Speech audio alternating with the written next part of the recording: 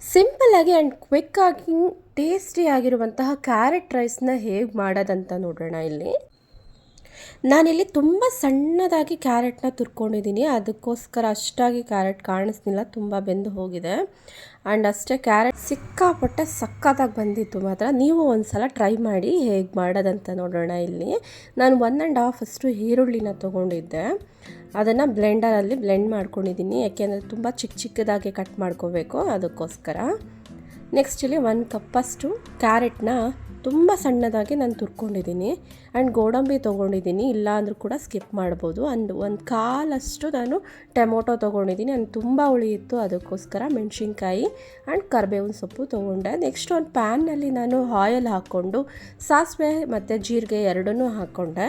ಅದು ಸ್ವಲ್ಪ ಫ್ರೈ ಆಗ್ತಿದ್ದಂಗೆ ನಾನು ಕಡಲೆ ಬೀಜನ ರೋಸ್ಟ್ ಆಗೋ ಥರ ಚೆನ್ನಾಗಿ ಫ್ರೈ ಮಾಡಿಕೊಂಡೆ. ಅಲ್ಲಿ ಕಡಲೆ ಬೀಜ ಜಾಸ್ತಿ ಹಾಕ್ಕೊಂಡ್ರೆ ತುಂಬ ಕ್ರಿಸ್ಪಿಯಾಗಿ ಚೆನ್ನಾಗಿ ಸಿಗುತ್ತೆ. ಸೊ ಅದಕ್ಕೋಸ್ಕರ ಸ್ವಲ್ಪ ಕಡಲೆಬೇಳೆ ಬೀಜನ ಚೆನ್ನಾಗಿ ಹಾಕ್ಕೊಳ್ಳಿ. ಆ್ಯಂಡ್ ಸ್ಟಾರ್ಟಿಂಗಲ್ಲೇ ನಾವು ಹಸಿಮೆಣ್ಸಿನ್ಕಾಯಿನ ಹಾಕ್ಕೊಬಿಡ್ಬೇಕು, ಯಾಕೆಂದರೆ ಖಾರ ಎಲ್ಲ ಕಡೆನೂ ಮಿಕ್ಸ್ ಆಗಿರುತ್ತೆ. ಸೊ ಅದಕ್ಕೋಸ್ಕರ. ಆ್ಯಂಡ್ ಗೋಡಂಬಿನ ಹಾಕ್ಕೊಂಡಿದ್ದೀನಿ.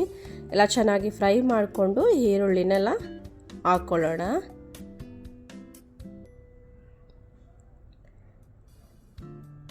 ಸ್ವಲ್ಪ ಇವಾಗಲೇ ಸಾಲ್ಟ್ ಎಲ್ಲ ಹಾಕ್ಕೊಂಡ್ರೆ ಬೇಗ ಬೇಯ್ಕೊಳ್ಳುತ್ತೆ ಅಂತ ಹೇಳಿ ಸಾಲ್ಟ್ 1 ಸ್ಪೂನಷ್ಟು ಹಾಕ್ಕೊಳ್ತಿದ್ದೀನಿ ಇಲ್ಲಿ.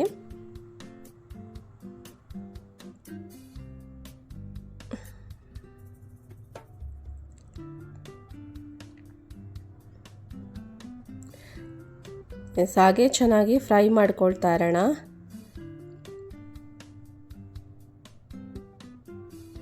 ನೆಕ್ಸ್ಟ್ ಇಲ್ಲಿ ನಾನೊಂದು ಸ್ವಲ್ಪ ಕರಿಬೇವಿನ ಸೊಪ್ಪನ್ನು ಆ್ಯಡ್ ಮಾಡಿಕೊಂಡೆ. ಆ್ಯಂಡ್ ಇವಾಗಲೇ ನಾವು ಕ್ಯಾರೆಟನ್ನು ಕೂಡ ಹಾಕ್ಕೊಂಬಿಡೋಣ, ಯಾಕೆಂದರೆ ಕ್ಯಾರೆಟು ಹಿಂಗೆ ಚೆನ್ನಾಗಿ ಫ್ರೈ ಮಾಡಬೇಕು, ಇಲ್ಲ ಅಂದರೆ ಕ್ಯಾರೆಟ್ ಸ್ಮೆಲ್ ಬರ್ತಾ ಇರುತ್ತೆ ಕ್ಯಾರೆಟ್ದು. ಅದಕ್ಕೋಸ್ಕರ ಅದನ್ನು ಕೂಡ ನಾವು ಸ್ಟಾರ್ಟಿಂಗಲ್ಲೇ ಹಾಕ್ಕೊಂಡು ಚೆನ್ನಾಗಿ ಹುರ್ಕೊಳ್ಳೋಣ ಕ್ಯಾರೆಟ್ನ.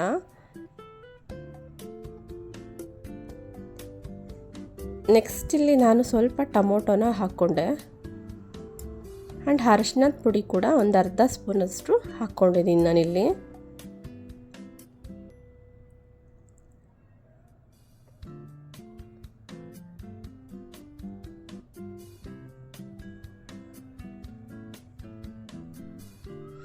ಚೆನ್ನಾಗಿ ಫ್ರೈ ಆಗಿದೆ. ಈಗ ಸ್ವಲ್ಪ ಖಾರದ ಪುಡಿನ ಹಾಕ್ಕೊಬೇಕಾಗುತ್ತೆ. ಅದು ನಾನು ಟೀ ಕಲಲ್ಲಿ ಯೂಸ್ ಮಾಡಿದ್ದೀನಿ, ಚಿಲ್ಲಿ ಪೌಡರ್ನ. ಒಂದು ಅರ್ಧ ಸ್ಪೂನು ಕಲರ್ಗೋಸ್ಕರ ಹಾಕ್ಕೊತಿದ್ದೀನಿ. ಇದು ಕಲರಿಗೆ ಮಾತ್ರ ಇದನ್ನು ಜಾಸ್ತಿ ಯೂಸ್ ಮಾಡ್ತಾರೆ. ಚೆನ್ನಾಗಿ ಮಿಕ್ಸ್ ಮಾಡಿಕೊಂಡೆ ಇದರಲ್ಲೂ ಕೂಡ.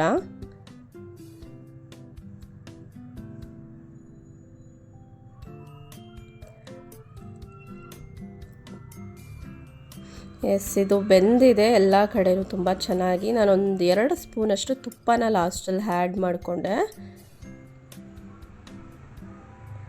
ನೋಡಿ. ಆಮೇಲೆ ಸ್ವೀಟ್ ಕಾರ್ನು ಕೂಡ ನಾನು ಬೇಯಿಸಿ ಇಟ್ಕೊಂಡಿದ್ದೆ ಆಲ್ರೆಡಿ. ಒಂದು ಅರ್ಧ ಕಪ್ಪಷ್ಟು ನಾನು ಸ್ವೀಟ್ ಕಾರ್ನ ಹಾಕ್ಕೋತಿದ್ದೀನಿ, ಯಾಕೆ ಅಂದರೆ ಪಾಪುಗೆ ಇಷ್ಟ ಆಗುತ್ತೆ, ಮಕ್ಕಳಿಗೆಲ್ಲ ತುಂಬ ಚೆನ್ನಾಗಿರುತ್ತೆ ಅದು ಸ್ವೀಟ್ ಕಾರ್ನ್ ತಿನ್ನೋದಕ್ಕೆ. ಅದಕ್ಕೋಸ್ಕರ ಜಸ್ಟ್ ನಾನು ಯಾವಾಗಲೂ ಆ್ಯಡ್ ಮಾಡ್ತೀನಿ. ಈ ಥರ ರೈಸಲ್ಲಿ ಏನಾದರೂ ಮಾಡಿದ್ರೆ ಸ್ವೀಟ್ ಕಾರ್ನ್ ಎಲ್ಲದಕ್ಕೂ ಆ್ಯಡ್ ಮಾಡ್ಕೊಳ್ಳಿ, ತುಂಬ ಚೆನ್ನಾಗಿ ಬರುತ್ತದು. ಸೊ ಒಂದು 2 ಮಿನಿಟ್ಸ್ ಅದು ಮಿಕ್ಸ್ ಆಗೋವರೆಗೂ ಚೆನ್ನಾಗಿ ಬೇಯಿಸ್ಕೊಂಡೆ. ಹಾಗೆಯೇ ಇದು ಕಂಪ್ಲೀಟ್ ಆಗಿದೆ. ರೈಸನ್ನು ಹಾಕ್ಕೊಂಡು ಮಿಕ್ಸ್ ಮಾಡ್ಕೊಳ್ಳೋಣ ಬನ್ನಿ. ರೈಸ್ ಜೊತೆ ಈ ರೀತಿ ಬಂತು.